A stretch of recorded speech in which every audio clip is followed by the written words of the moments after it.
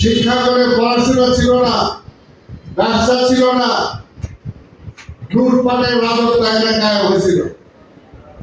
সেই সময় শেখ মুজিব নিজেই বলছিল, আমি কি করবো, সারা পৃথিবী থেকে ভিক্ষা টিক্ষা করে আমি আমার চারপাশে চাটার দল, চোরের দল সব চাইতে আমি দেখাই। এইটাই সে কেবল এরপরে জিয়া রহমানকে রাষ্ট্র ক্ষমতা দেওয়ার পরে তিনি বলছিলেন মানি ইজ নো প্রবলেম। আরেকটা বলেছিলেন I will make politics difficult for the politician.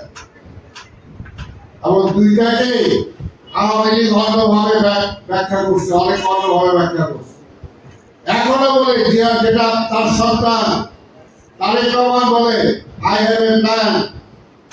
তার যে পরিকল্পনা আছে, বাংলাদেশ অন্য কারোর কাছে হাত পাতা লাগবে না, বাংলাদেশ গরিব থাকবে না, মানুষ না খেয়ে থাকবে না, বেকার থাকবে না, যদি তারেক রহমানের প্ল্যান কার্যকর করা হয়। সেটার জন্য তো তারেক রহমানকে রাষ্ট্র ক্ষমতায় নিতে হবে। এই কথা ঠিক কিনা? রাষ্ট্র ক্ষমতায় নিতে হবে। এটার জন্যই যারা দেশের উন্নয়ন চায় না, যারা দেশের স্বাধীনতা থাকুক এটা চায় না, যারা অপরের কাছে হাত পেতে বেঁচে থাকতে চায়, তারা চায় বিএনপিকে ধ্বংস করে দাও, তারেক রহমানকে ধ্বংস করে দাও। তারা কি দেশকে ভালোবাসে?